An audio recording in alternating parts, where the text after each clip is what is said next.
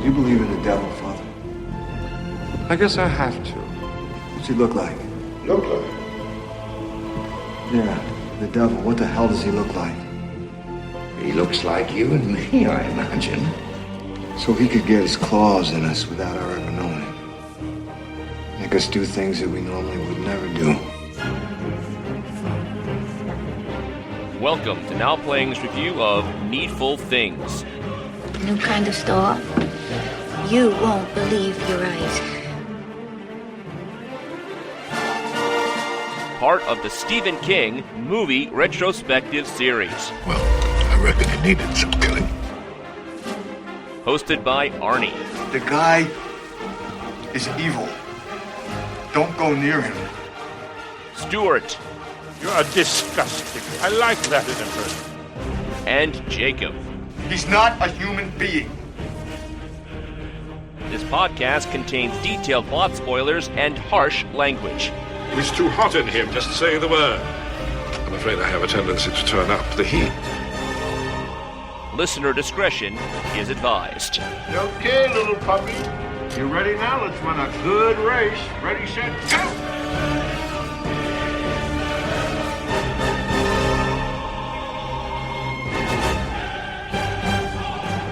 Today, we're discussing Needful Things, starring Ed Harris, Max von Sydow, Bonnie Bedelia, J.T. Walsh, and Amanda Plummer as Nettie. Directed by Fraser C. Heston. That's son of Omega Man to you and me. This is the Now Playing co-host who can't work miracles. He's just one lonely podcaster, Arnie. And Stuart. And this is the co-host who has been given a citation for being king shit, Jakob. Who gave that to you? It wasn't me, I swear. Don't kill my dog. Oh, Needful Things. We are back in the realm of Stephen King in his fictional hometown. I mean, so many stories set in Castle Rock. Needful Things supposed to be the last. I'm going to call it right there. I was like, oh, right, Castle Rock, where the pet cemetery was, where Carrie was, Shawshank Prison, the Overlook Hotel. None of that happened there. No, I mean, Overlook was Colorado. None of the iconic King stories happened in Castle Rock. I have no idea why it's a big deal. Cujo went rabid there.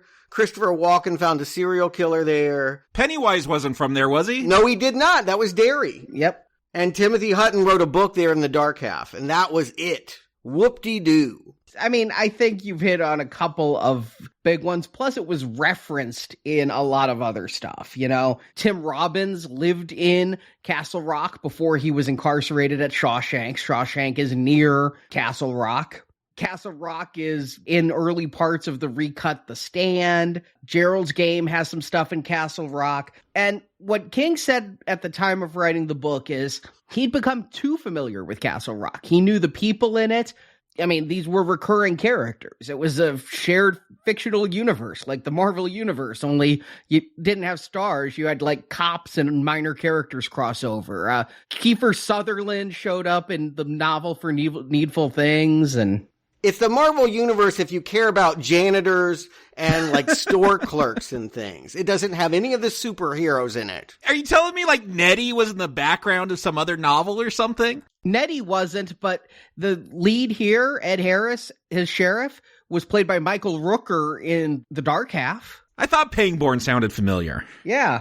I mean, that was a major character in a couple of books. I mean, you say major character in minor books. I just want to emphasize, if you thought this was like what J.J. Abrams did with Castle Rock, tried to say this is the compendium of where everything Stephen King is hatched, and it all happens here, what does it mean that he's saying goodbye to Castle Rock? I took it to mean, before I picked up this big, enormous book. It is big. That Stephen King was saying goodbye yet again to horror fiction. By closing the cover on Castle Rock, he was saying this is the last time, kind of like what he did with It. This is my last time looking at small town Maine and looking at the darkness that I see in those communities. Absolutely not. That is not what he said.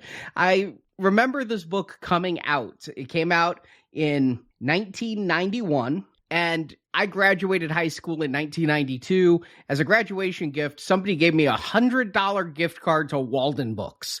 Now, I'd never had $100 to spend in a bookstore before in my life. I went in there. I was in, I guess, a King phase. Lawnmower Man had just come out. So I bought a Stephen King encyclopedia. I bought Needful Things on audiobook read by Stephen King on, I think it was something crazy, like 32 cassette tapes. You didn't even get the CDs. Audiobooks were kind of new then. Like, that was sort of like a thing like, ooh, you're not gonna read it on the page? Yeah. So you listened to Needful Things. Read by King. And I always feel if it's read by the author, you get a little bit more. You get more of what they intended. And so I listened to this just driving through town, to and from my job, to and from movies. I'd listen to Needful Things 5-10 minutes at a time. I'd find myself sitting in my car to listen for extra time. I was absorbed completely in this. And I remember reading interviews at the time, and King said what happened was Castle Rock was safe to him. He kept going there as a crutch. He said that he could close his eyes and just tell you directions on how to get from the police office to the mail office. He knew the streets, he knew the people, and he was just becoming too comfortable there. And so he decided to have one last story that would just blow everything up. Turned out it wasn't the last story. Well, surprise. Just like it wasn't his last horror novel. But did he blow it up in the book and had to retcon this, or he chickened out before he got to the end writing it? It was a bit more destructive than we're going to discuss, but it wasn't annihilated off the map like Chamberlain was in Carrie. And we never found out that it was left a ghost town like Salem's Lot. We are told epistolary that it is a completely empty city devoid of any life. So he didn't go that far with it. And in fact, just a couple years later, he released a compilation called Nightmares and Dreamscapes. And we're going to be talking about it. There's some movies from that short story compilation. But he had a short story he wrote in the 70s called It Grows on You that he rewrote to be like, he called it an epilogue to Needful Things by putting it in Castle Rock and telling some of Castle Rock's early history in the 18 and 1900s. But then he still has written 2 more short stories about it. And then he's partnered with Richard Shizmar, who runs Cemetery Dance Publications, who's done a lot of Stephen King special editions. I've talked about them before. And Stephen King and Richard Shizmar have co-written 2 books in the past 3 years taking place in Castle Rock. So I did not like this book. I would rank it among his very worst. It was dull. It was really long and really dull. And it was kind of like Salem's Lot without vampires, or Derry without the clown. Like, you took away all the monster stuff, and it just becomes this story about small town bickering. Let me counter that and say this is one of my top Stephen King books. I listened to the audiobook in 1992. Then I decided I wanted to have the experience of reading the book, read it in the aughts, did the audiobook again in the teens, and then reread the physical page again for this review. And each time it keeps getting better for me. I love this book more than Salem's Lot. I didn't care for the way Salem's Lot dealt with the town and all the different townspeople. Salem's Lot is King's best book, period. No, indeed not, sir. There's The Shining, there's The Stand. The Shining is way overrated. The Shining is good because of Kubrick. No, The Shining was great on the page before Kubrick ever touched it and made his own movie separate from that book. Well, I'll give you this much. Dr. Sleep is his very worst book. I'm not going to say this is the absolute worst. The buck-toothed gypsies that bootleg psychic kids in a can, that was total shit. But this was like they took away what was distinctive about King and said, now you get to write it without those elements. And so I just couldn't understand why he would want to write with one arm tied behind his back. It just felt like he was crippling himself by trying to tell this story without going horror. You keep talking about this being very long, and I didn't read this book. I know it's a King book when I hear the word Needful Things. 700 pages. 700 pages, because at 2 hours, I'm like, well, this is a Twilight Zone episode. I'm pretty sure I've seen a Twilight episode with this kind of plot. 700. So there's like 30 times the town folks in that book, I'm guessing. There's a lot more townsfolk. There's a lot more depth to the story. There's a lot more building up of the rivalries. I mean, it is basically a redo of Salem's Lot. Now, I've always liked the devil more than Dracula, so I actually like Satan Comes to Small Town, Maine as a premise. And I just felt like it was done very fun, but still, yes, a horror novel. It has so many King tropes. I mean, it's got the religious people fighting. It's got the rich person in town having some kind of personal crisis and ending up going insane and murdering people. I mean, we had that in Under the Dome. It's got crazy killer spiders. Yeah, it's got killer spiders like it. Yeah, I mean, all it was missing was the green lipstick, and it could have been a sequel to Tommyknockers. I really feel like it dialed down the fun while never progressing on the human elements. Like, by imagining the same thing that King has done without vampires, without space aliens, it puts the pressure on him to dig deeper into character motivation and the behaviors and the reasons why small-town mindedness might lead to murder. You have to be really good to do that. You got to be a Truman Capote. You got to be a real writer. That's what he's done by backing himself into this corner. And I think that whatever I think about this movie, the book does it 1,000 times better, because this movie, there are two cuts, and I watched them both. But the one I saw in theaters way back when, yes, I saw Needful Things in theaters in 93, because I liked that book so much, was a 2-hour cut.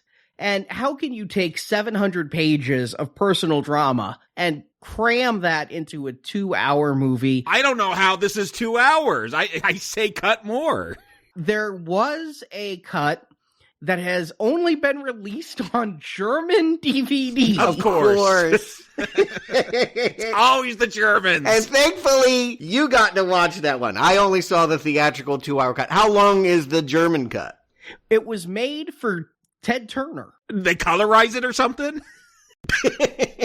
Turner wanted to make Needful Things a 2-night event for its premiere. And so, as it aired on TNT and TBS, Needful Things was a 4-hour presentation. Cut out commercials, you've got 3 hours of movie. Extra hour. Yeah, I could see where the extra hour would be. I mean, there are definitely, what it seems like is that they took out characters, and that there are people running around at the climax of this movie in the theatrical cut that must have a story in this longer cut. A couple of them. There's still a couple people at the end who just pop up. There are a couple people who got cut completely. There are huge chunks of the movie taken out. I did listen to Fraser Heston's commentary recorded not all that long ago, and he said the 3-hour cut is not his director's cut. It was the cut that Turner requested. The 2-hour cut is not his director's cut because that was the cap that Columbia and Castle Rock Entertainment, of course it was put out by Castle Rock Entertainment, right?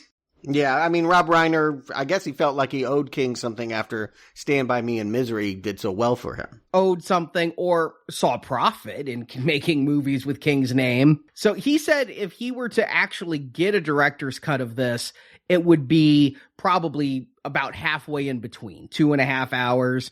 And you know, I watched both cuts. I will talk about them as we go through it. I'll talk about some of the major additions, but yeah, neither one is really Fraser's vision. And it's worth pointing out, particularly if you see it through the lens of being a horror movie, most studios are not willing to release something in the early 90s over 2 hours. Most movies, frankly, unless you were an epic trying to win Oscars, you didn't get 3 hours. You didn't get 2.5 hours in theaters. And so it was always going to be truncated. There was nothing that this director could do to honor the full text of those 700 pages. My question to you is, with King already doing so well on ABC, why wasn't this fashioned into one of those TV miniseries? Reiner had the right, snatched up before the book is published. Mm-hmm. And like you said, Reiner did well with Misery. Reiner did well with Stand By Me. I mean, King had some shit around this time. This is Lawnmower Man time. This is Graveyard Shift time. But there were King standouts as well. And so I think under the auspice of Castle Rock, you'd expect this to be good. And then they bring in Fraser Clark Heston to direct. Yeah, I was serious when I said son of Omega Man. Charlton Heston had a son who knew, directed movies. I don't think I've ever seen any of them. Did he ever direct another one? Some that I didn't see. A lot of TV movies. Apparently he did a TV movie of Treasure Island, which is presumably why some character is running around wanting a first edition copy of Treasure Island. In the commentary, he was like, this was my first feature directing gig. Why do you give him this? Well, who would want it? It just seems strange. But he had mostly been second unit, and his biggest gig to date had been second unit on City Slickers. Mm-hmm. It doesn't have prestige director appeal. I mean, it's telling that Rob Reiner, head of Castle Rock Entertainment, said, yes, we'll make it, but no, I'm going to go make A Few Good Men. You know, like he was working on other things and did not feel like he personally had a take on this material. Again, I ask, it's so long and so detailed with characters. My only presumption is Tommyknockers came out, it was actually the same summer. At the beginning of summer, it had hit the airwaves on television. Maybe they felt like they were too similar. Like this was the theatrical take to Tommyknockers ABC miniseries. Well, King has a lot of stories like this. I mean, this isn't all that different from Under the Dome, isn't all that different from Salem's Lot, is some degrees different than Carrie, but still all about a town's destruction and falling. I feel King is in his comfort zone with this telling. This movie didn't do well, though. I'm not sure what the budget was for it. 15 million gross. They buried it. I mean, it came out summer 1993, which is Jurassic Park, Fugitive, The Firm, Free Willy. Did Free Willy do better than this? Oh, way better. Like, this came out at the very last week of summer. And so I think it came out against, like, Mel Gibson's Man Without a Face and Son of Pink Panther with Robert Benigni. I mean, it didn't even get number one. Like, Fugitive in its fifth week was still beating this. So I don't think anyone cared. Honestly, my guess is once the studio, Rob Reiner, sat down and saw this in the screening room, he was like, I was there opening weekend. I worked 2 jobs in August 1993. By day, I was janitor at a fitness center. By night, I was delivering pizzas, and I made sure I had an afternoon free of both jobs to see Needful Things. Well, yeah, I mean, you called Lawnmower Man shit, but you loved it, and that had just come out, and, like, yeah, I remember you, like, at the height of King, really, around this time. Like, you were in that book club, and I'm not shocked at all that you would be one of the few to go out there and see it opening weekend. But what was your reaction then? It was middling, and I've seen this movie probably, counting just background, it was on television and I'd turn it on. I've probably seen this movie 10 times. Wow, 10 times. Okay. I saw it in theaters and I walked out going, well, it wasn't the book. That's what I remember. I don't remember hating it. I certainly didn't love it. And then it came out on video, and I watched it when it was new on video just because it was King, and I wanted to kind of relive it. And I watched Stephen King movies all the time in the 90s, you know? I can't count how often I watched Christine and Carrie and some of those classics, but yeah, I was checking out Graveyard Shift. I never rewatched Graveyard Shift. I rewatched Needful Things from time to time. I'll preview my thoughts. I love Max von Sydow in this movie, and I love its score, and so that was enough to carry it as a background movie. As I came back to it just kind of having a neutral feeling. Like, I'm curious. I haven't seen it now in probably 15 years. I was curious coming back, putting on the now playing glasses, being really critical of it. What will I think? I wasn't sure because I've always just been kind of meh on it so far. Mm-hmm. Well, you saw it 10 times. You get to give the plot and we'll figure out how meh it really is.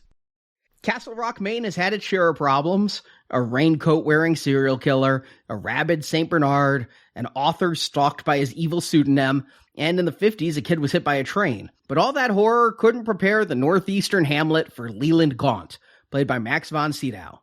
Gaunt has moved to Castle Rock to open his antique store named Needful Things. In the store, Gaunt has the perfect thing for whoever stops by.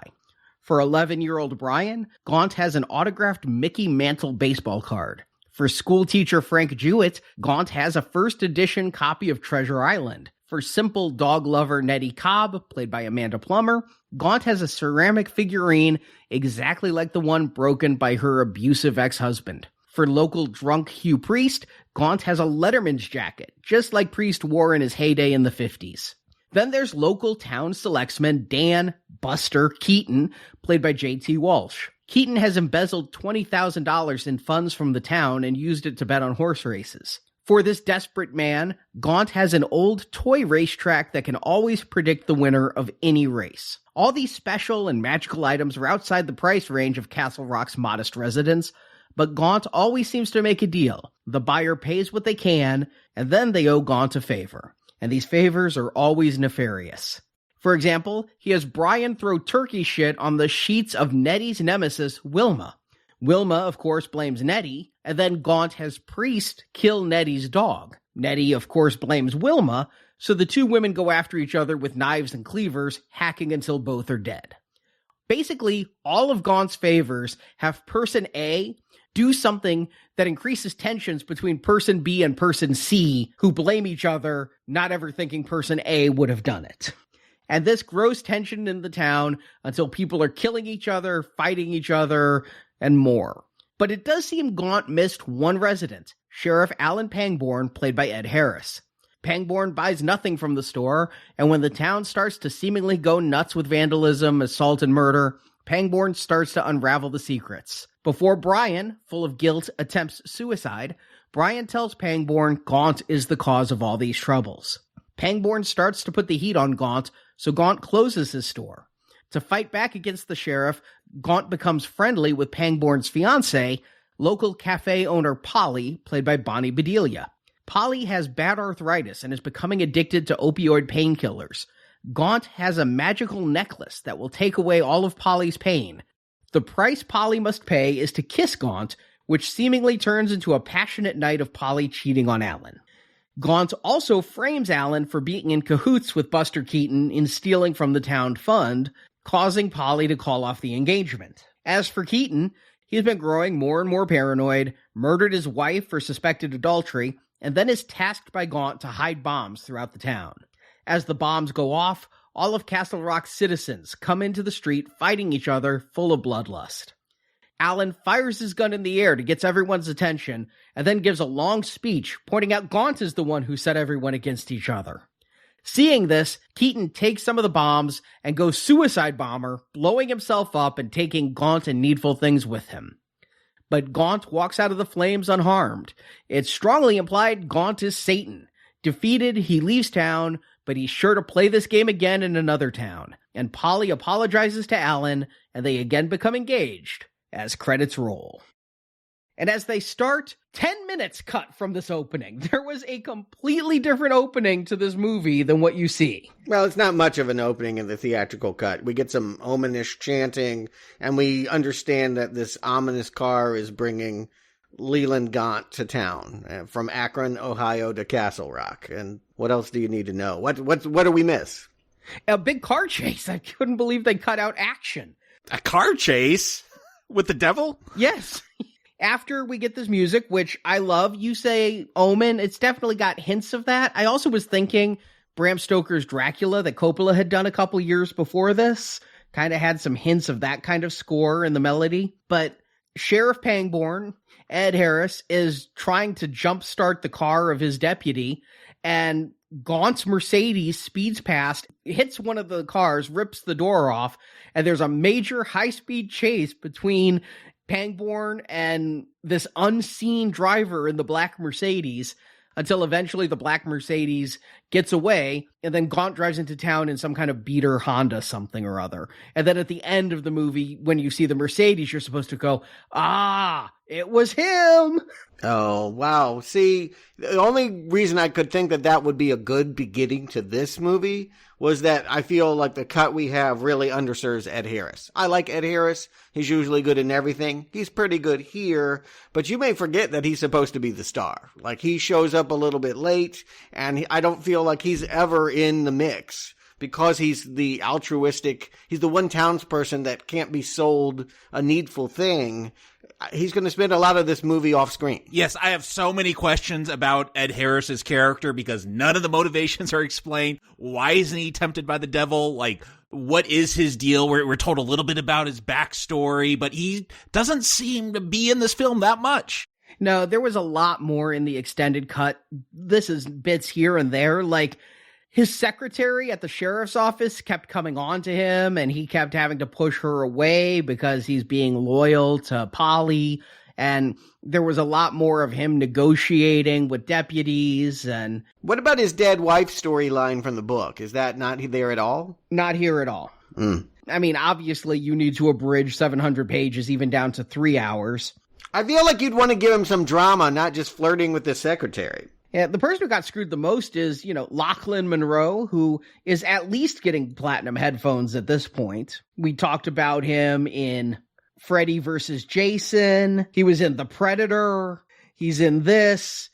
He's primarily known, I think, for White Chicks, but he was one of the deputies. He barely has a line in the theatrical cut. He gets quite a bit of screen time in the extended cut. Yeah, he's in that love triangle with the special ed teacher and the PE teacher in the book. Is that done in the extended cut? No. Wow. No PE teachers.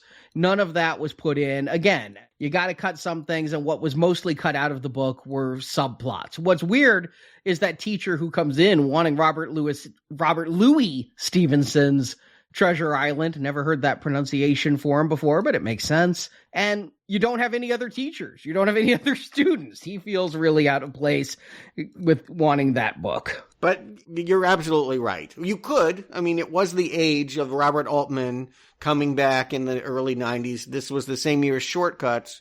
It became a thing to have 40 people at a movie and juggling them. There are people that have talent doing that. Pulp Fiction. We're even going to have a Pulp Fiction cast member in this. Pulp Fiction was 1 year later. Yep. Amanda Plummer had a bad year before a good year. We could have gotten it all in. With clever rethinking of King's structure, you could have played with time and jumped around and juggled the different characters and told their moral quandaries, if that were something that you would want to do. This is being adapted by the screenwriter of Big Trouble in Little China, so...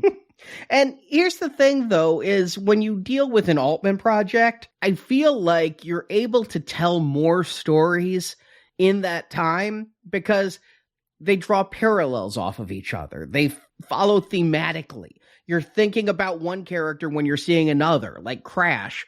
Stephen King, when he does his town stories like this, I mentioned in Tommyknockers, he just took a short story he had written for a magazine, rewrote a couple of lines, and put it in Tommyknockers. He likes to basically make each of his characters their own novellas, and so you kind of lose that thematic cohesion that you would have if you were dealing with an Altman or a Soderbergh. I do think that they draw a parallel with Pangborn and the first, purchase at Needful Things. When we get this theatrical cut going, we're going to see that the sheriff is proposing to his sweetheart, the head of the town diner. And I think that transaction is done in parallel to the first purchase being done by little Brian and his baseball card. So Brian, he goes in, he wants this Mickey Mantle baseball card, like him and his dad had collected the whole set. That was the only one they were missing.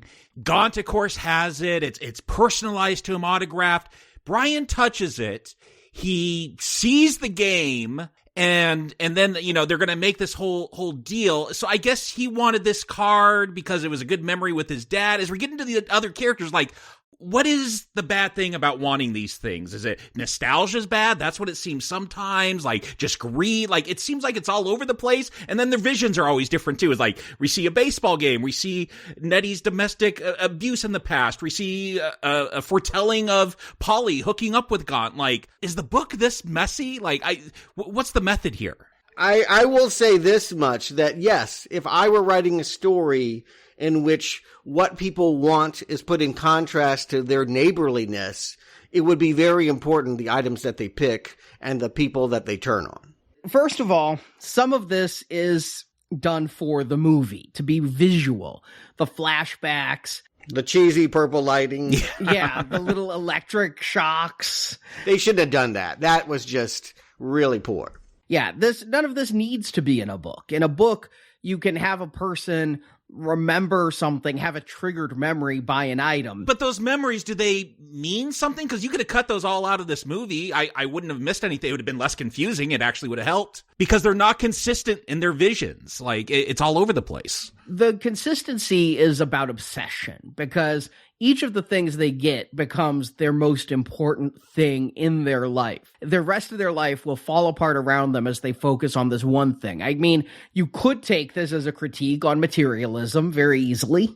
That's exactly it. If this is supposed to be an attack on the 80s, coming out of that, and the fact that people put greed and materialism over family values, it's not really articulated by the stories within. Like, that is not something that comes through. I think you were getting at, Jacob, was the fact that this kid was connected to this car because of his father important? No, absolutely not. The father was never a character. Okay, and that's what's confusing for me is I watched this movie, I'm like, oh, this could be a fun, and I watched the trailer before I watched it, and they kind of make it look like a dark comedy, with the music, building up the classical music they use and all that, and yeah, that's the route they should have gone. This could have been satiric or parroting society some way. It didn't have to just be about materialism, but whatever this is, a longing for the past, as you see a Letterman's jacket or something from your high school days. I don't know. What we get here, and maybe it's in that 700 pages, but what I get in 2 hours on the screen is, again, it's a Twilight Zone episode,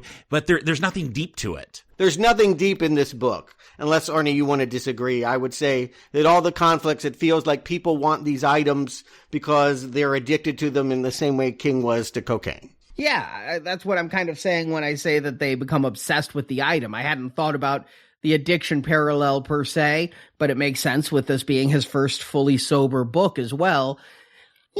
As a collector, I kind of just went with these characters a little bit more. I kind of understood their thinking. I understood buying something because it brought you joy when you were younger, but it's all very individualistic. Like I said, I feel like King is lacking in overall theme here. Then here's my follow-up. Pangborn, getting back to our protagonist, like, all we're really told about his background, he had to move to this small town because he hit someone a little too hard when he was a cop somewhere else. And is that in the longer cut explained?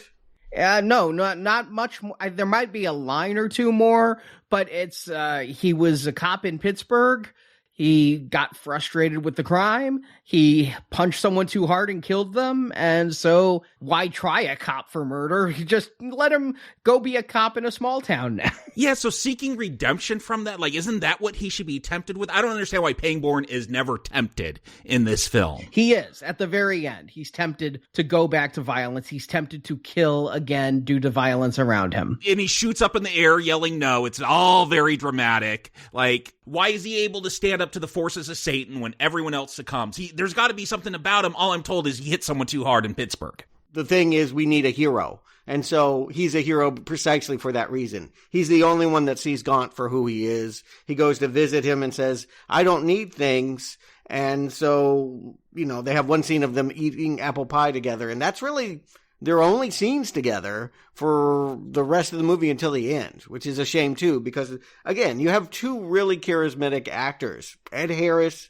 Max von Sydow are people that command your eyes. When they're on screen, and even the lousiest of films, you will pay attention to them, but this movie will not serve their characters, their battle, and why he's able to resist, Jacob. I agree with you.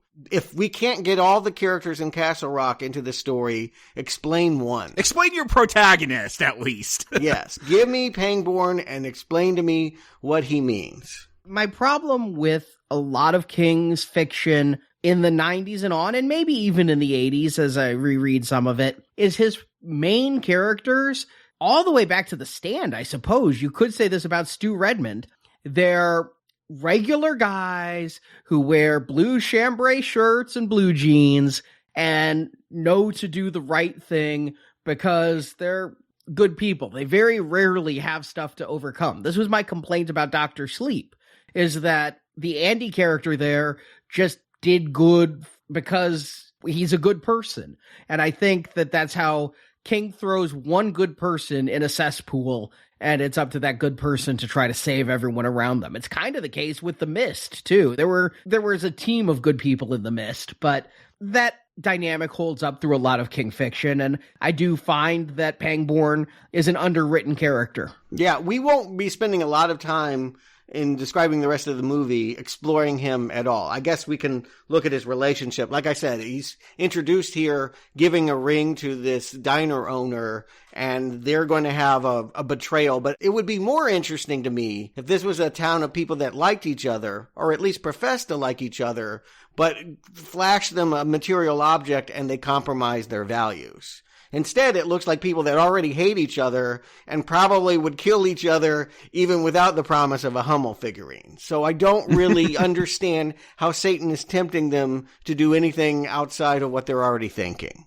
Well, Max von Sydow rolls into town, and from his first scene with Brian, I'm enchanted with this guy. I mean, there's only one character Max von Sydow plays pretty much in his career these days. I mean, he's always the bad guy. Let's not forget movies we've reviewed him in, not to spoil them, but Minority Report, Flash Gordon, Rush Hour 3. He was the voice of Vigo in Ghostbusters 2. That's why I was shocked as hell when he showed up in Star Wars Episode 7 and he wasn't the bad guy. Although they should have made him that, he would have been a much better Snoke. He's great at it. I want to defend Max von Sydow since you think of him as the star of villainous bad Hollywood films. He has a very rich career playing morally conflicted people in Ingmar Bergman movies. And that's how I like to think of him. That's where I saw him the first time, was in The Seventh Seal. And for those who listened to our last House on the Left reviews, we talked about him in The Virgin Spring. Mm-hmm.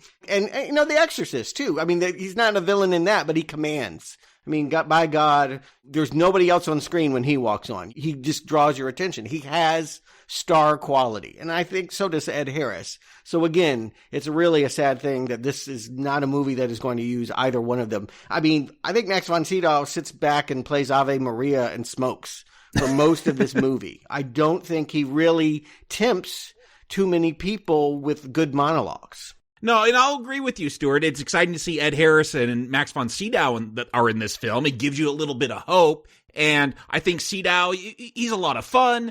He's kind of campy at times. But yeah, a lot of times he's just sitting back and smoking. Ed Harris, though, like, he even disappoints me in this film. Like, he couldn't even help this turd. No, I didn't know Ed Harris that well when I saw this. I didn't remember him from Glengarry Glen Ross. What I primarily knew this guy from for most of the 90s was Milk Money. So seeing him here, I wasn't disappointed when I saw this in theaters. I didn't know who this guy was.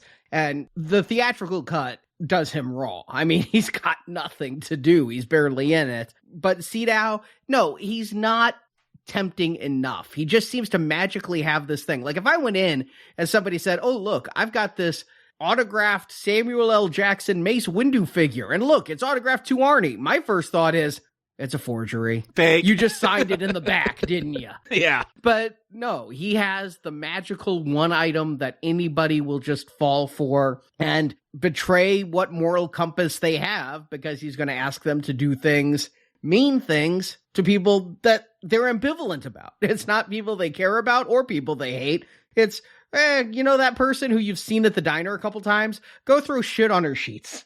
Yeah, let's go and break through. I think this movie does sort of have several intertwining storylines. It's probably helpful to detassel it and look at each strand individually. We can really probably start with the diner waitress, Amanda Plummer, Honey Bunny from Pulp Fiction, I believe, is going to be caught up in some kind of rival with a crazy turkey farmer. And it's all related to this Brian kid getting a baseball card.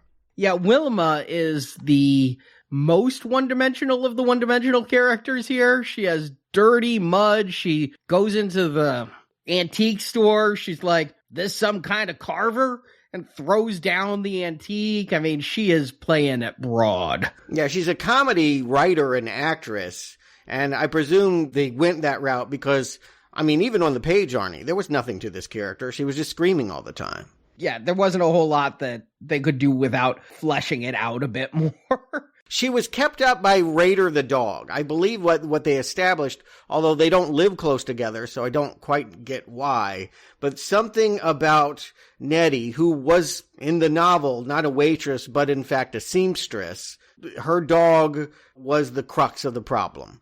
And here, I guess it sort of is, because Nettie's bringing an apple pie to Needful Things as a welcoming, and she brought the dog along, and I don't know, maybe it's just Cujo PTSD. People don't like dogs now. I was getting a little bit of Gremlins. Remember how Gremlins, Billy had that dog and the old lady was going to kill the dog because the dog was in the bank? You remember all that? Yeah, they established a whole history with that dog, though. Was there one with Nettie's dog and Wilma? I didn't get it. I took it all from, like, the incident happening in Needful Things. She's just immediately saying, I want to skin your dog. Yeah. And repeatedly, every time she sees this poor woman, is like, and I want to eat your dog, and I want to kill your dog. And so it doesn't require Max von Sydow to create a misperception in that. This woman is unhinged and does want to murder this dog. But she won't be the one to do it. But isn't that the thing about Satan? Satan doesn't create the problem. Satan just throws the spark that makes the tinderbox go up. You're not going to get me to say that this is a seduction. I don't feel like anybody here gets seduced by their desire for commercial items or none of it. It's really, it does feel like King had 50 short stories and put them all in the same book, but this time said, and I'm not going to have any monsters. So it's Tommy knockers without the green lipstick lasers. But, okay, so because the kid threw turkey shit on her sheets, this unhinged woman is ready to go nuts. But she doesn't. She doesn't go nuts. It's got to take 2 more tricks before she goes nuts. It takes so long for anyone to go nuts in this. Yeah, the fact that there's no, like, personal motives behind their crimes because they're all just attacking random people who are making assumptions, like, way too long.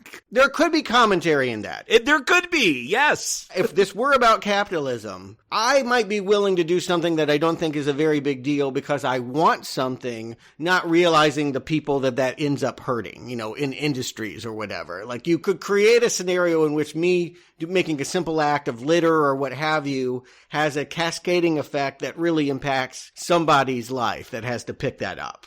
But I don't really feel like King has thought about morality much at all. It feels like he wants to yet again explore his addiction issues and have all of the characters manically clinging to their Hummel figurines, ready to kill for them. Yeah, this movie is all about the devil made me do it. And people say that in real life, and I have huge moral issues with that. Like, so you have no free will. Like, you just some magical being is making you do awful things. And yeah, if this isn't going to be satire about how, you know, we're the real devils for whatever reason, capitalism, whatever reasons, just small town, how people are in that kind of environment, whatever reasons you want to give it, at least it would have some purpose. Here, it's based off a silly, like, thing people get from the Bible. Oh, the devil made you do that bad thing, and there's nothing more than that. But here, it's a combination. I mean, they have free will. Obviously, Pangborn has free will to walk away from this. He wasn't offered anything either. There was nothing. We didn't have a moment where he was like, wouldn't you like a new gun? That would have been something to do. You know, like, don't you want to be able to protect your new wife? No, that is what you do with a story. Like, you have someone tempted by the thing that's tempted everyone else, and they overcome it, and that's why they're a hero. Like, that never happens. So let's untangle this one. Like I said, so Brian has to come back and throw apples through Wilma's window as well, and because Nettie makes a lot of apple pies, that means that she must be the one to do it. That's a great scene, though. I love the apple throwing scene. Are all those windows on the same side of the house? He is thrown from the same spot, and there's a lot of windows. And is he a better pitcher because he has the baseball card? I don't like. Mickey Mantle wasn't a pitcher, was he? I know. Again, like, if you were smarter about this, you would see that he was able to do this job better because of the needful thing that he owned. Well, I mean, being a baseball fan, I went with the kid can throw an apple. I do think Pangborn points it out later is if you're going to kill somebody, why would you throw apples through their windows 30 minutes earlier?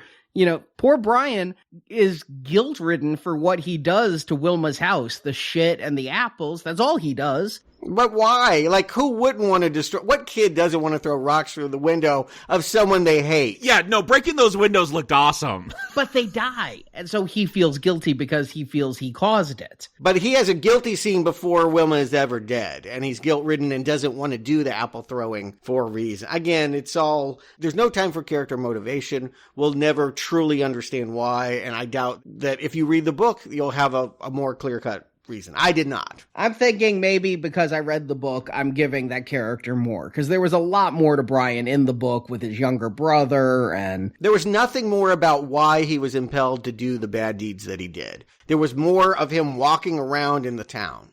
But there was no more deeper character motivation. Meanwhile, they can't even be enough to have it a three-way triangle. We've got to bring in this drunk Hugh Priest, who's introduced kicking a jukebox stuck on Achy Breaky Heart. The real version. How much money did they spend in 1993 to get Achy Breaky? Well, you said it was a $15 million movie, so like... No, that's how much it made. Oh. It probably was a $15 million movie, so I would guess that's within its budget. I was just surprised that they had Achy Breaky back then. Which, listen, I understand for a lot of people just having Achy Breaky's enough to red arrow this movie right there. And if that's the case with either of you, I'll accept that. No, I got way more problems than that. Or maybe you identify with the character that wants to kick the jukebox that won't stop playing it. The point is he's thrown out in this rainy night and goes wandering by Needful Things and sees his Letterman jacket in the window, which is a total rewrite for the movie. In the book, it was, and I'll never understand this, it was a raccoon tail that he tied to this car antenna. And he really loved a raccoon tail. That's a total 50s thing. Leave it to King to go total 50s, but having those raccoon tails on your car antenna was a thing and a status symbol back then. You're gonna sell your soul to the devil for a raccoon tail?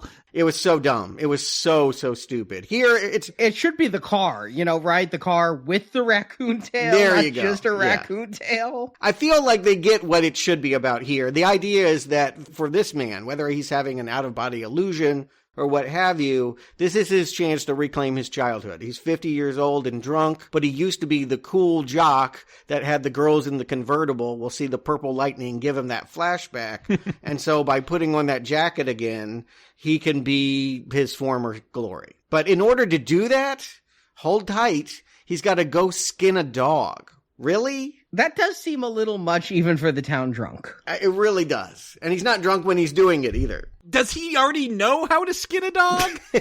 Like, you gotta learn how to do that? There's more than one way to skin a dog, Jacob. I thought that was cats only. I don't know. Yeah. That's next week, Stuart. Pre-internet, there's no tips on how to get this done.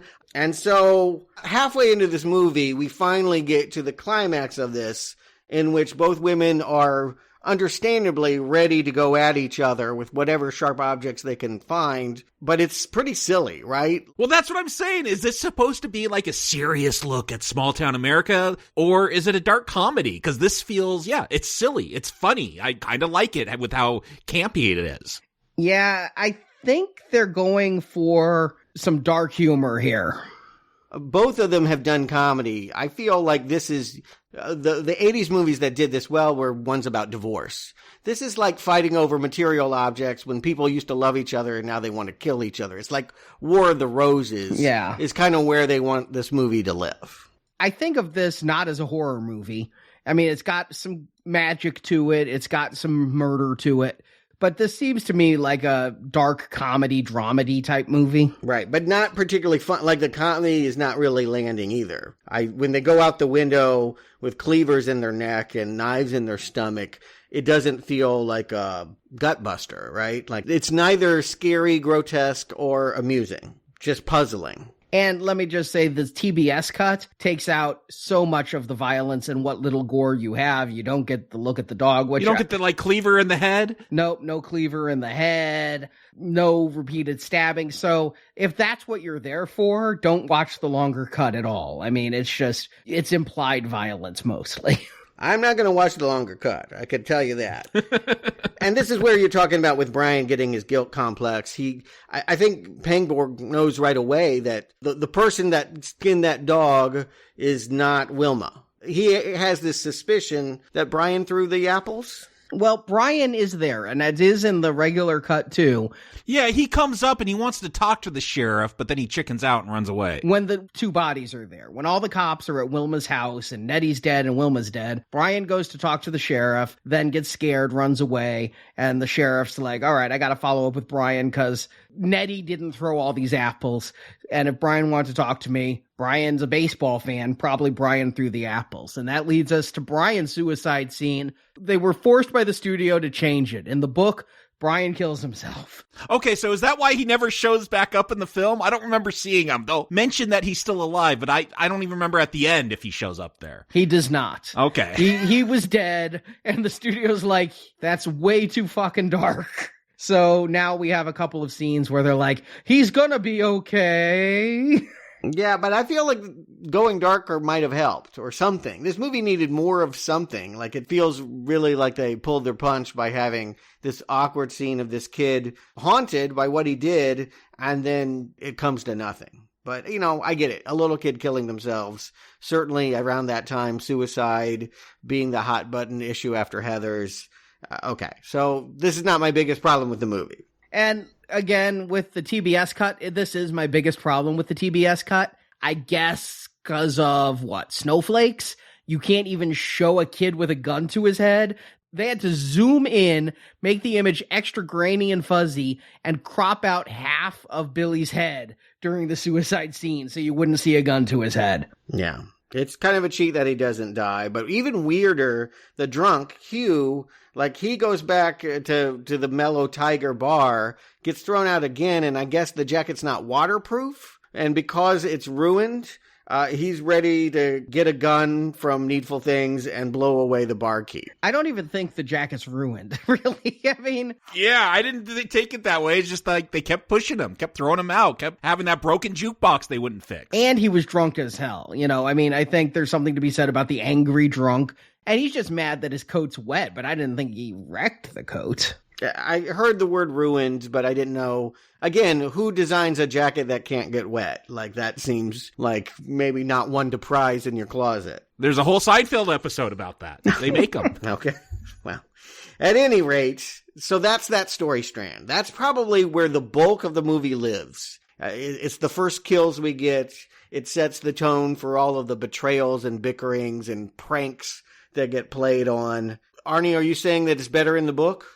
Yeah, I am. I think Amanda Plummer's portrayal of Nettie, again, Amanda Plummer, man. So I Married an Axe Murderer. I always just get a weird performance off her where... Fisher King, right? Yeah. Is she playing someone as, like, mentally disabled? I mean, because they say in the movie she murdered her husband who was abusive to her. Did he cause her some brain damage? I mean, what is up with her? I like the character a lot better as a seamstress in the book. I went with this a lot more. Plus, in my head, all of the things that happened worked a little bit better than they did on this meager budget on the screen.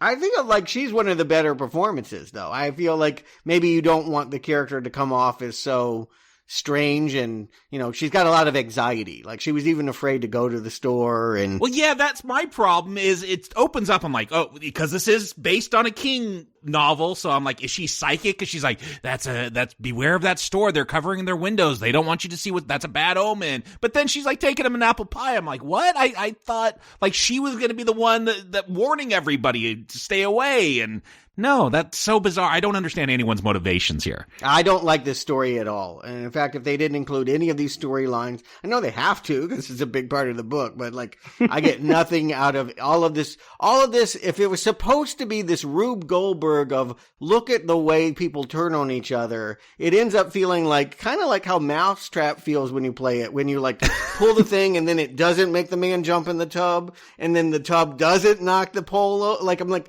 oh, this is not rigged right. It's not going to go off like the time bomb it's supposed to be. Yeah, because my expectation was we took all this time to set up this rivalry between Nettie and Wilma. It's paid off. They've killed each other. And now we got montage, right, of everyone double-crossing each other and breaking out in fights. And let's get to the climax. No, now we're going to talk about Buster Keaton and his embezzlement schemes. And, like, we're just going to keep going. I got the gist of the film. The devil's making everyone hate each other and fight each other. Let's move on. Let's get to the end. This was a story and now a movie about a town. And so we need to have a lot of townies if we're going to do that. There's nothing compelling about this town, though. That's my problem. Have a lot of townies if you got something to say. There's nothing to be said here.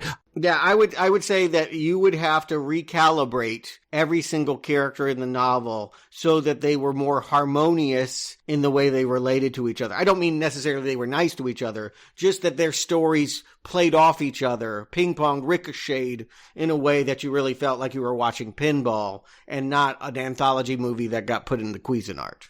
because that's how it's coming out now. The next major rivalry is we got this Deputy Andy from Twin Peaks gave a parking ticket to this city official, and now Danforth Keaton, don't call him Buster, is going to, like, get revenge on him. There was a lot more of this in the extended cut as well. You got to see the ticket given instead of him just walking in complaining about a ticket. We got to see more back and forth between the deputy and Buster. And so more of the same. You're not selling me that the longer cut really does add dimension. It maybe slows down the pace so that you can absorb some of these storylines, but I'm not seeing different dimensions to these characters. The extended cut is not my preferred cut because its pacing is glacial. Okay. I mean, I'll say right now, there's more there. And when watching the theatrical cut, I did have a little bit of, it's coming out of nowhere that this guy's burst into the room and is like, you gave me a ticket, and they're arguing back and forth. It was more set up. Ed Harris initiated the ticket in the longer cut. I just felt like there was more there to it, but man, is it slow to get there. Okay, yeah. And Jacob, you mentioned Twilight Zone. I feel like this Dan's story is the Twilight Zone episode. The magical toy that could predict and save his horse racing debts. You say Twilight Zone, I was totally thinking Friday the 13th, the series. Oh, the Cursed Antiques? Uh-huh. You know what? I think King might have been influenced by that. Twin Peaks was on at this time. We had the Cursed Antiques. I do think King was trying to take back and say, I'm the guy that knows small town America. And I do feel like the novel Needful Things was sort of a rebuttal on other people taking his shtick. And frankly, I don't know if Friday the 13th, the series, did it better. But certainly Twin Peaks did it better than this. So I was thinking, this is the only truly magical item other than the arthritis cure, right? Yeah, the necklace Polly will get. Yeah, most of the stuff is just these people are obsessed with it. But here, we're told, although I never saw in either cut for sure that this would tell him who the winners of the races were. Yeah, no, I was like, is that the assumption? Or is he just like thinking back of horse races that he had bet on in the past? It was unclear. Yeah, he's clearly enabled by the magic device in the book, but he's not going to earn enough money to get out of the financial trouble of embezzling $20 million from the city. What does this really have to do with his fight with a deputy? Because he feels he's above the law and is upset that he got ticketed, and then Nettie is going to like plant tickets all over his house. Yeah, again, the shame of the name. If what I'm getting, the root of this extreme pain that he goes through is he doesn't want to be compared to the wonderful silent comedian Buster Keaton. Yeah, one of the greatest comedians of all time. Don't want to be compared to that. Yeah, okay. All right. I can see why that would infuriate you and make you want to get a hammer and kill people. And J.T. Walsh is a character actor. We've seen him in stuff. I was trying to think if he ever had like a signature movie. I couldn't find it. Yeah, I looked through and I'm like, oh yeah, it's always that guy in the background of other movies that I like. Yeah, he is towards the end here when he's going after his wife. He's kind of doing Nicholson. I'll give him the compliment that he's better than Steven Weber doing Nicholson, but not as good as Nicholson doing Nicholson. I just feel like, again, here is a story that feels more rooted in irony and Twilight Zone and in getting closer to something that I might enjoy seeing. But the performances really aren't that good. It's neither scary nor funny. See, and I think that King does better with this one a lot because it does play a little bit more scary as you do see this guy descend into madness and murder when he just started. He's a criminal. He's robbing from the town coffers, but he's not a murderous psychopath at the start of the book. And to see his descent into madness is one that you'll see, again, like I said, many books of Stephen King's have this character already on the edge, pushed to being murderous by extreme circumstances. You could even say Harold from The Stand was like that. I was definitely thinking of Harold. And I think that here they got a comedic actor, they got a director who seems to be leaning towards comedy. I think King made it more suspenseful. I didn't enjoy it on the page. Worth pointing out in here, this is where the two story strands we've talked about intersect. Nettie, before she goes and has her knife fight, in order to pay for the Hummel figure that she prized so much, she was required to come in this house and put those tickets all around. This is probably my favorite scene because They score it to In the Hall of the Mountain King, that opera bit. Dun, dun, dun, dun, dun, dun, dun, dun, dun, dun, Yeah, dun, prominently dun. featured in the trailer, which gives it a comedic feeling. Yeah, it does. I mean, the thing is, it's not as overused as O Fortuna, but it has the chanting that gives it some weight, but it also just sounds mischievous. Yes. You know, it does come off a little bit more playful, and the fact that it's coming right after the apples are thrown, while she's doing the tickets and everything. Man, I listened to the score endlessly in 1993, 94 in my car, and the main theme and In the Hall of the Mountain King, I ended up just, learning more about Peer Gynt and Grieg's entire opera there, but that is a great piece of music, and it makes the scene really memorable and fun. Did Nettie, because she made this guy go crazy, deserve to have her dog skinned? I just don't see it. If her innocent act, if that had made that guy crazy, we could almost say that karmically speaking, she deserved the punishment she was going to get. But I don't feel like that kind of justice, that kind of comic book EC comic justice really plays out here. I really don't feel like anyone gets what they deserve. You mean like with an ironic ending to their life? Yeah, agreed. Nobody deserves what they get. Nothing's proportional, and I do think perhaps the dog skinning is, next to setting bombs, the worst thing that is done in this movie directly. When Gaunt says, go skin a dog, I think that's the harshest thing he says. I mean,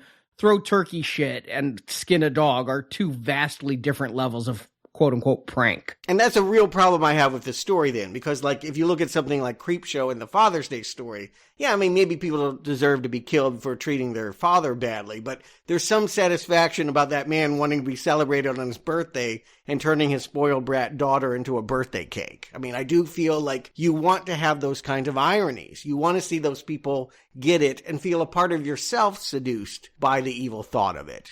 That we want to see people murdered for not living up to our standard. Not here.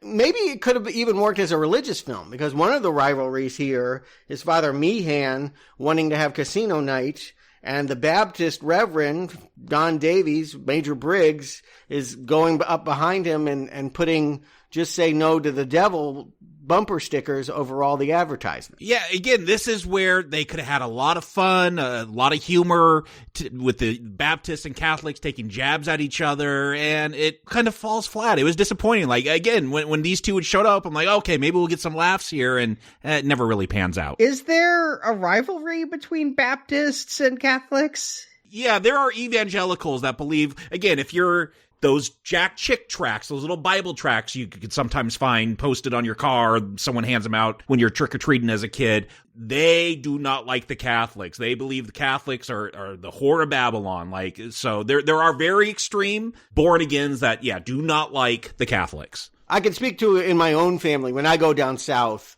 none of those people have a kind word to say about Catholics. You might as well be devil worshippers. Even though it's, Christ is supposed to bring us all together, but no, it's a schism. Like Gaunt himself, I am more non-denominational, so I didn't realize it was a thing, but religious people going nuts and being murderous in Stephen King fiction, that I knew all about. Yeah, and again, I just want to see him deep in that. We've seen him be like, have people just be manic and go crazy and kill. Why not have a real person? Why not really try to explain what a devout person would think and do, and then see how they might be compromised by the devil and end up slashing someone's tires? Why not have that skill at this point in your writing career? If you're not going to go with monsters, why not be a better writer, is I guess what I'm really asking. I mean, I do find it funny, though it's very obvious, is this Baptist reverend, he's tempted by a sex sculpture, basically. He looked like he picked one of the very phallic ones. Yeah, the wind chimes with the dick on it, yeah. I thought it was the painting, because what he carries out of there with something very large in a bag, I thought was the painting rolled up. I thought he was going to get the painting, because that's what it lingers on, but no, there's something wrapped up. It's obviously very phallic. It's an easy jab. And then what does the Catholic priest get? Like, is it the Holy Grail? It's some kind of chalice. I believe it's the Holy Grail. It looks like it came right off the set of Indiana Jones. I was wondering, a big part that pops in late in the novel was a whole pedophile thing. I was wondering if they were going there in the longer cut, if that got cut. No. They didn't go anywhere near that. They were not going to go anywhere near that. If they're not showing a kid hold a gun to his head, I don't think they're going to have that subplot. Well, I mean, maybe if they remade this, I think they would be more inclined. But at any rate, I will give this rivalry one funny scene. I did enjoy the fact that after Nettie and Wilma killed each other, they're both called to the scene and are both trying to give a blessing because each woman is part of a different denomination. That was just like a fun little moment. So the kind of sly, clever, understated thing I wished I was seeing more of in these scenes. It's truly laugh out loud funny. And here's the thing is I watched the longer cut before the shorter cut because I'd never seen the longer cut before this week. And when I watched the longer cut, a lot of these moments got lost because there's just so much. In the shorter cut, I think a lot of these scenes hit harder because you have less time with each of these characters. And so when something cool like this happens, something ironic and funny, it just hits a little bit harder. So yeah, I liked that a lot in this 2-hour cut. But I suppose we should talk about the love story. The final rivalry that they focus on is Polly and Pangborn. That these characters that got engaged in the first scene are now going to be tempted to betray one another because Polly has arthritic hands. Yeah, that was something in the book that always struck me as odd. I don't know. I always associated arthritis with being really elderly. Oh, no. And so when I was reading that the sheriff had this fiancée who had bad arthritis, when I was 17, I had trouble reconciling that. Now as an adult, I'm like, okay, I have friends with arthritis my age, so I can go with the bad arthritic hands. But is it just her hands, or is Gaunt making it like spread throughout her body? Because it looks like her whole entire body's in pain and she could barely move it. In the book, she ran a sewing shop, so they're trying to say that she was using her hands all the time. I guess waitresses use their hands as well. I usually think of waitresses having feet problems, like standing all the time in those shoes. Yeah. But hey, whatever. I get it. Like it's manual labor. It's grunt work and it's painful and it's hard on her body. I also thought the character was older in the novel. And like they've de-aged it and turned it into Bonnie Bedelia as senior citizen as they want to go. Bruce Willis's wife in Die Hard is here as, this waitress that, again, is she being fooled into thinking her pain is worse than it is?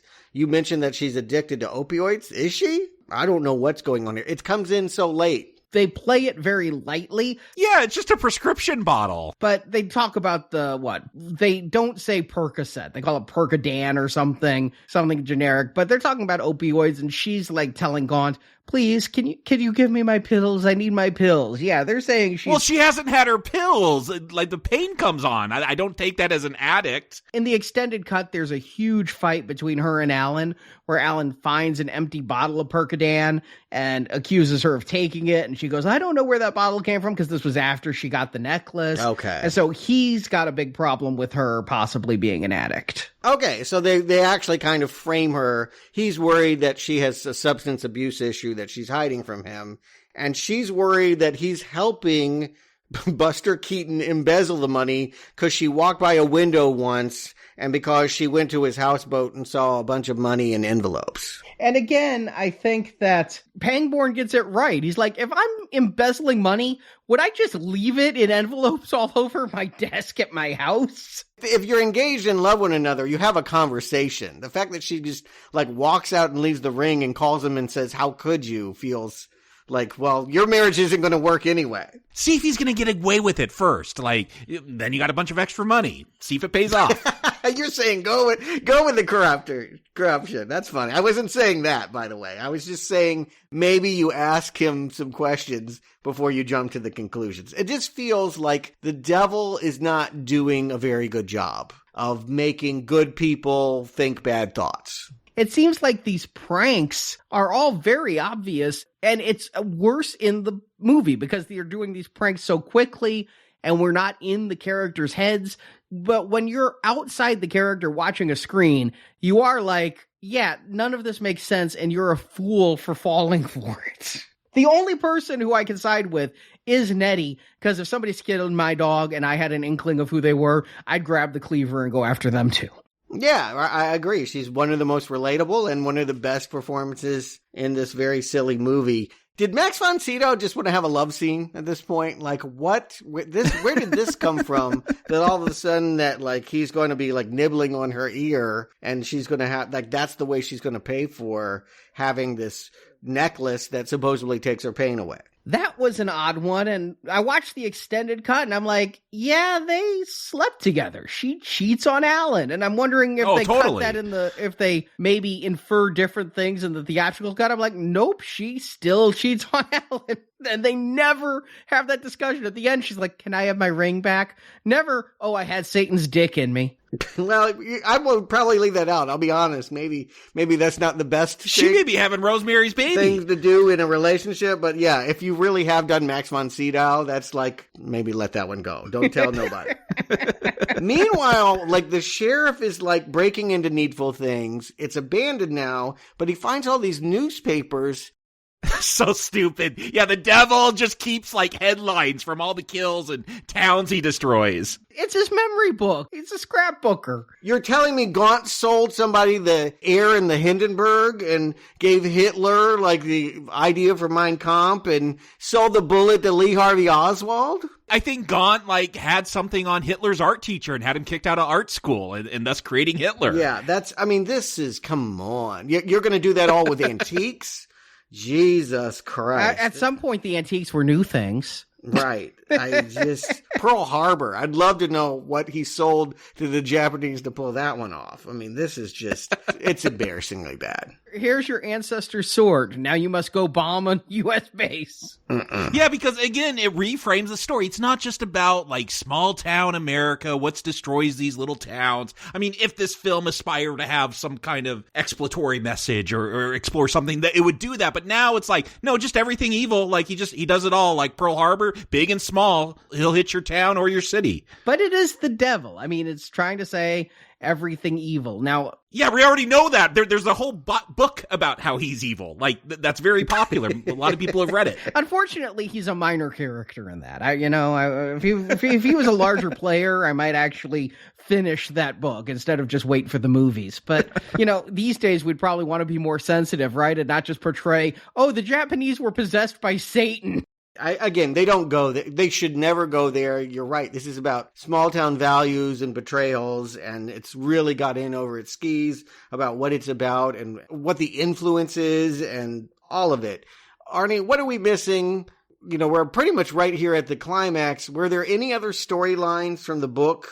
There was a whole thing about, like, Brian's mother fighting with her best friend over Elvis memorabilia. Did they do that? They did. Brian's mother, you do see her in the theatrical cut, one scene in the bar and then a scene at the end, and she's wearing these crazy ass sunglasses. She's the one that winds up holding a chainsaw, right? She breaks into a hardware store. Oh, that's Brian's mom? Yeah. Uh-huh. Okay.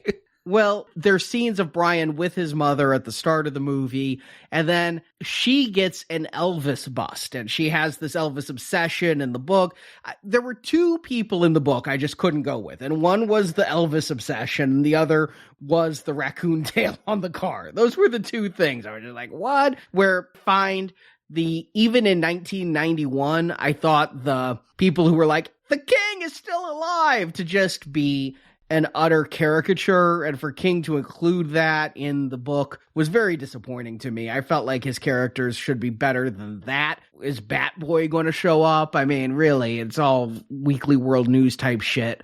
So here, though, she does have a bust of Elvis that we see her, like, masturbating next to and kissing and wearing the sunglasses of.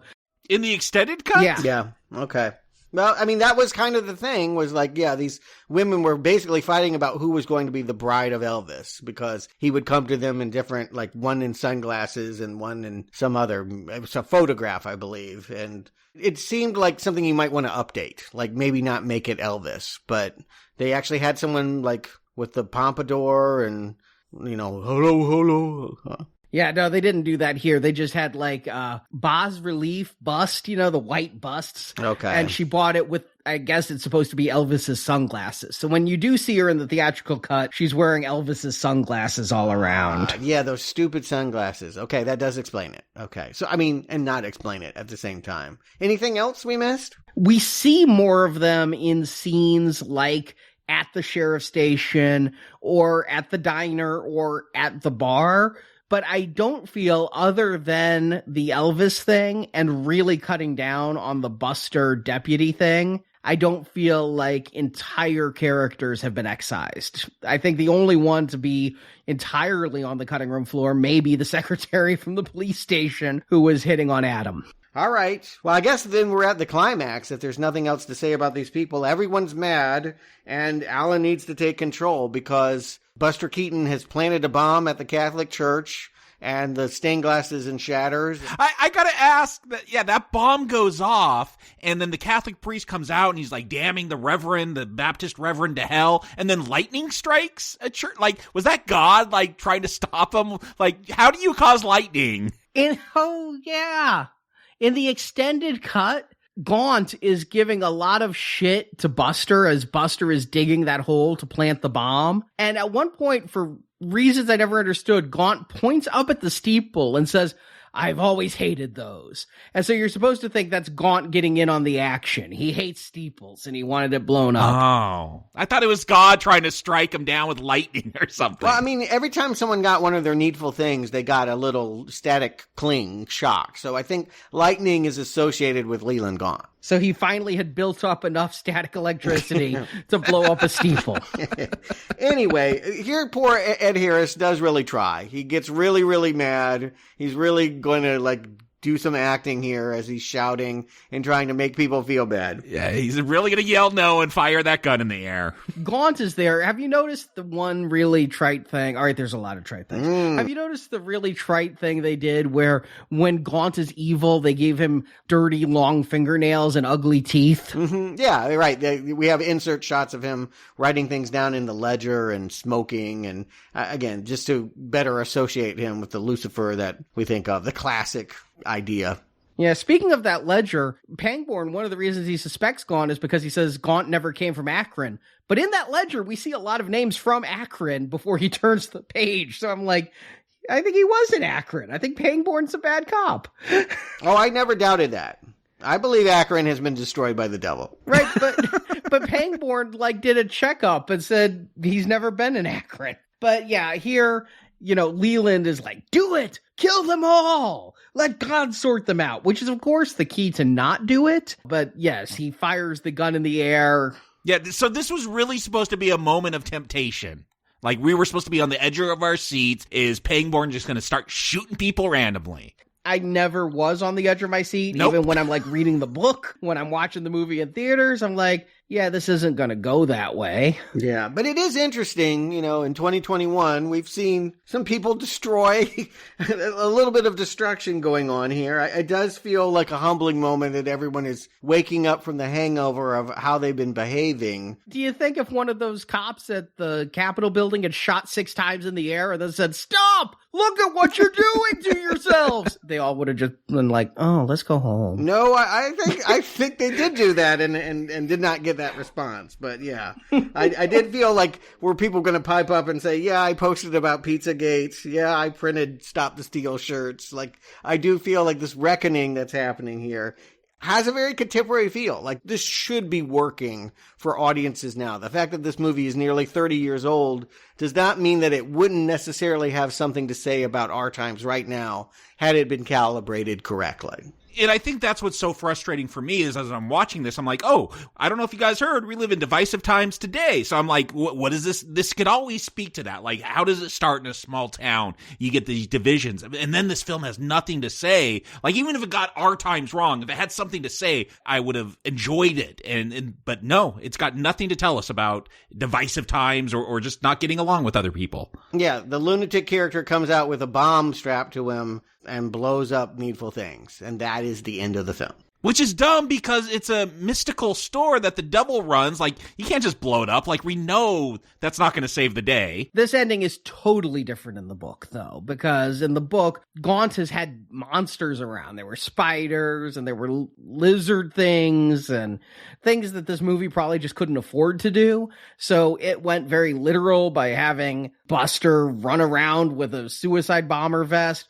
In the book, Pangborn is unwittingly summoning these animals to fight against Gaunt. It's interesting. Yeah, I didn't really buy that in the book, and I don't mind that they've taken the shorthand here and just said we blew up the store, but it doesn't feel too climactic. I mean, I don't feel like that was for this dumb character to do. I wanted Ed Harris to do something. The other thing I liked is that in the book, Gaunt was specifically collecting souls. So as these people died after doing his bidding and making deals with him, making literal deals with the devil, he would take their souls. Well, he kept them in a suitcase. So Alan is able to release their souls. So at least these people aren't damned to hell for what Gaunt made them do. And he'll be back, sequel in 2053, apparently, in Jakarta. That should be weird.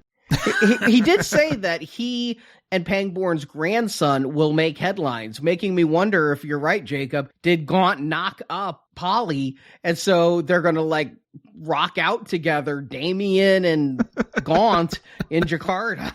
Mm-hmm. But did you rock out to this movie? Jacob, Stuart, was this movie one of your needful things? Jacob. You know, it's weird because this movie does feature the devil, but there is no devil in the details of this film. Like, there's barely any details. That's the problem. There can't be a devil in it. There are so many needful things, and I'm not talking about a Letterman jacket or a figurine. There, motivations, plot, a protagonist. Like, just because you have a main character, it's weird how little he does, how he doesn't learn a lesson. I don't know why he's not tempted by that. Like, all these things that matter, like character work, those things are missing.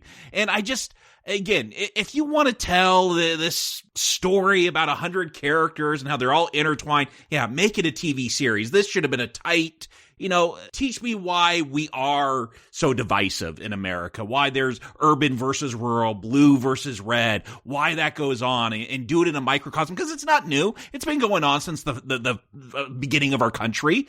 Like, we didn't all agree to be on the revolutionary side. There's people that wanted to stay with, so this is an old story. You should be able to either tell something darkly comedic that just gets to the point and with its satire, or, put this on TV where you could really explore all these different little relationships and people that care about that could get that long form storytelling. But this package, and it doesn't sound like that 3 hours, that extra hour helped with the German cut. But one of the things this does not have is a recommend from me. But here's the thing. For King, this is probably like middle tier. Like, it's not awful. For me, it was just so frustrating because I saw that this could have been a good story, and it totally failed at providing that. So I like the 1,000-foot view of the plot, but when I got into those details, it's bad. Not recommend. Stuart. Yeah, I mean, listen to Gaunt. I feel like he's speaking for King when he's like, this is not my best work, not by a long shot. But that did not mean that Needful Things couldn't have worked as a movie. Like, that doesn't give this thing a pass that I didn't like the book a lot. We've seen many times that King is elevated when the right director takes the material, like Shining, Carrie, Stand By Me, Dead Zone, even Running Man. Better films than books. It can be done. You could take Needful Things and all of its imperfections and hone it down and find the good movie in it. Because I do think that there are potentials for talking about small town America that are interesting, appealing, something I would want to see. But yeah, this ends up feeling like one of those things on the back shelf, covered in cobwebs in your grandma's house. Like, nobody knows why it's there. Nobody knows what its function was. And it hasn't worked the whole time that you've been around it. What's the point? Like, if you don't have anything to say about why small town people betray one another, then it just becomes this Tommyknockers without the aliens and the lipstick. It's just, you've taken an appealing idea. I love the idea of unmasking small town America, but done nothing with it. And what we're left with is an overstuffed, undercooked apple pie that I don't recommend eating. But I agree with you, Jacob. By describing it in this way, perhaps I sound harsh, but keep in mind, we're now nearly 70 films into this. Harsh is simply middle of the experience. I would put it on the same shelf as Thinner. The first Sometimes They Come Back, and those both versions of Children of the Corn. You're probably right.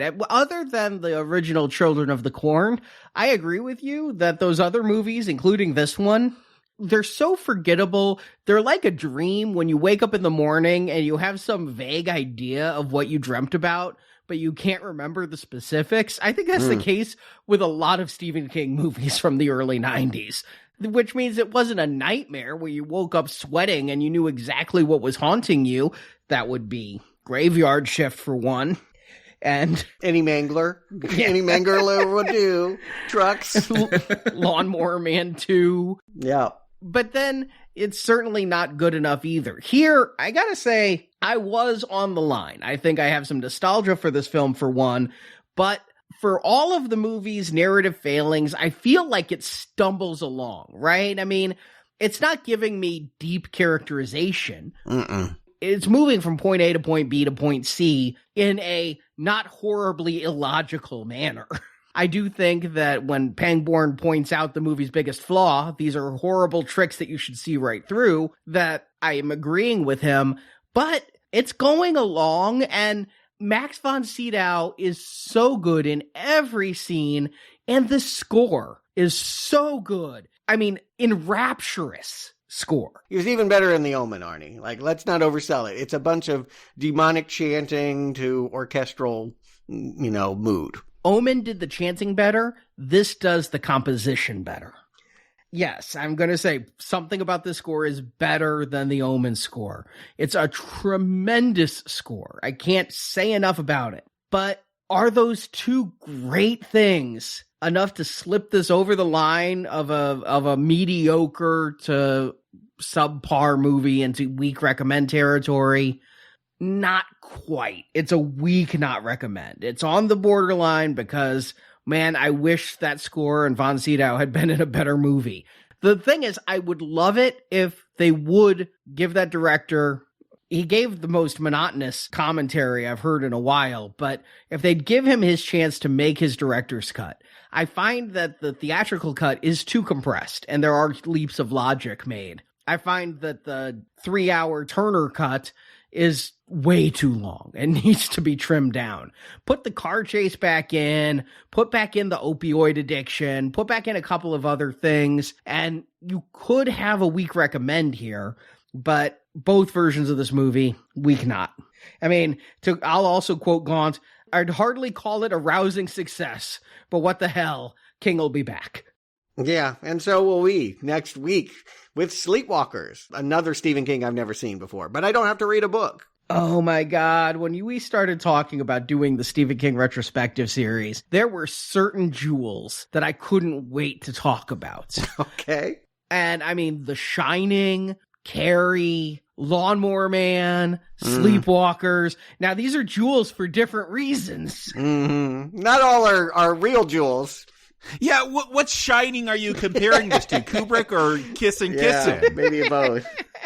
That's true. I don't know where we're going with this. I've never even heard of this one. Let me put it this way. It's from the director of that Shining TV movie remake. Oh, okay. I know where we're going then. Mick Garris. Back for now playing, but this was his first King collaboration. This is what started their beautiful friendship. This is what got him The Shining. Yeah, and The Stand, it's worth pointing out. So yeah, let's find out. I'm intrigued. I've known about this movie forever. You've given me some indications that it's really crazy. Let's do it next week. And in the meantime, if you want a better satanic story, I did find it very funny that this movie had so many parallels to The Omen, including the score and the devil, although I think Damien had much bigger plots than Leland. But we are finishing up our Omen retrospective series this Friday. That's right. There was a remake in 2006, 666, June 6th, that was released. I was there to see it. At the 6 o'clock showing? No, I had traffic, in LA. You can never get there at 6. But yeah, we're going to cover the finale and talk about the whole franchise. I hope you can join us for that. I've had a whole lot of fun going through the Satanic Panic Devil Baby, all the way from the original Rosemary's Baby to the 2006 Omen. 8 films. It concludes this Friday. Yeah, this is the end of our fall-winter donation drive, too. So if you've kind of been waiting so you can get all the shows in one bundle, this Friday's the day. And this donation drive Maybe it's because 2020 felt like it was 10 years in one, but it seems like an eternity ago that we reviewed Last House on the Left and The Hills Have Eyes. But those are the silver level shows for $10. Gold level includes all the Omen reviews and the 3 Rosemary Baby movies. Yes, there are 3. Don't forget about that TV movie. Which TV movie? There are 2. Oh, you know the one. Yeah. Look what happened to our franchise. So that is 14 bonus shows for a donation of $25 or more. The Cloverfield trilogy is our platinum level for $35 or more. Then, if you want to go even more, $45 or more, you get 24 total podcasts, all I've mentioned, plus 3 Deep Blue Sea reviews and 4 Jaws reviews. One more movie, and there's as many Deep Blue Seas as Jaws. And then the highest level, Sweets for the Sweet level, gets you 28 bonus podcasts. It brings in the Candyman series, because Candyman 4 was supposed to come out this spring. Along with every other movie that's not coming out. And so whenever Candyman 4 comes out, if you'd pledge at the Sweet for the Sweet level, you will get the new Candyman review, but right now you'll get to hear the original 3. The donation drive ends next Friday, so hopefully you can donate, support our show. Every penny goes into making this show the best it can be, and then we say thank you with all these bonus shows. And if you can't pledge, I know things are tight. It's still 2020's hangover plus pre-tax season. You could help us out by leaving us a 5-star review on iTunes, or whatever podcast player you use, but iTunes is currently the #1 player in podcasts. So if you go to iTunes, click 5 stars and leave a little written blurb saying what you enjoy about the show, it does help other people find our show and listen. So we'd love it if you could do both, but a pledge to get the extra bonus shows or a review to help us out on iTunes, both would be greatly appreciated. And we will not ask you to do any dirty pranks after. I think you've asked me to do things even worse than what is being asked of these characters in this movie. But I keep doing them because, yes, we have people out there that enjoy what we're doing and join us on the Friday shows and give us great feedback and a lot of support. So thank you. Indeed. So we will be back on Tuesday with Sleepwalkers. And now we've got to go. We've got to go to hell.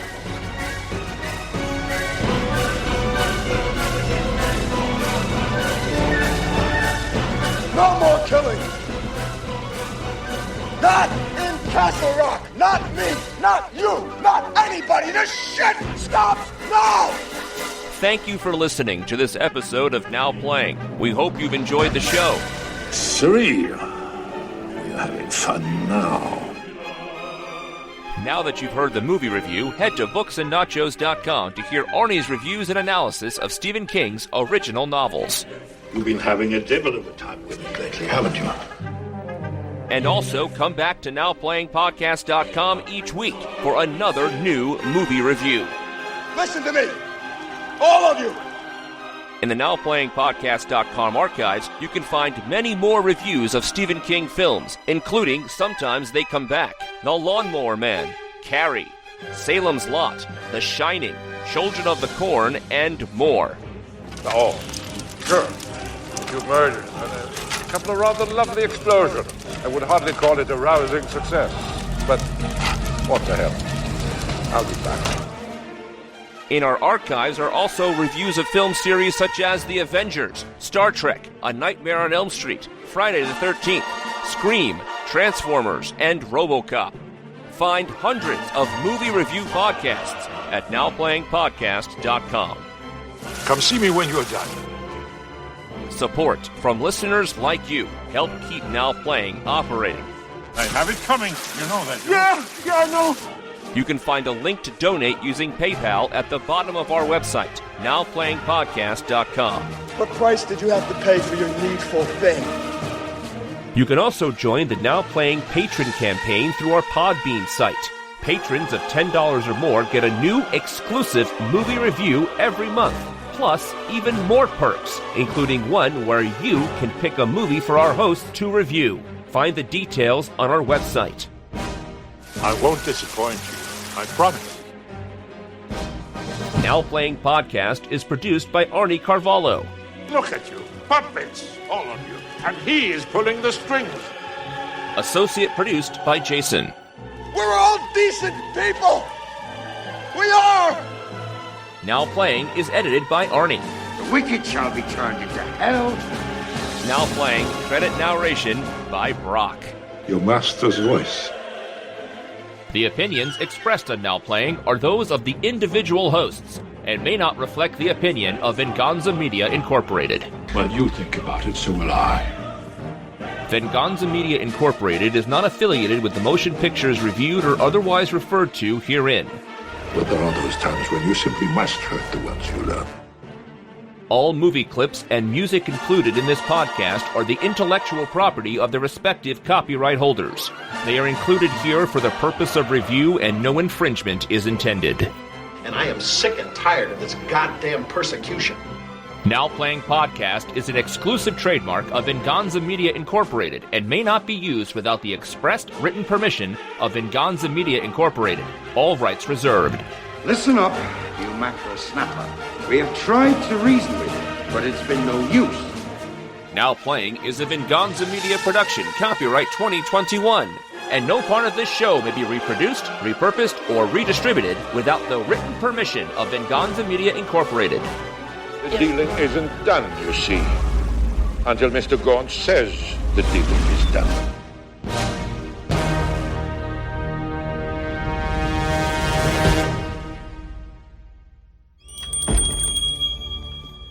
Take away all of Polly's pain, but the price Polly must pay. Oh my god, I'm in a fucking Peter Piper pick-a-pack. The price Polly must pay.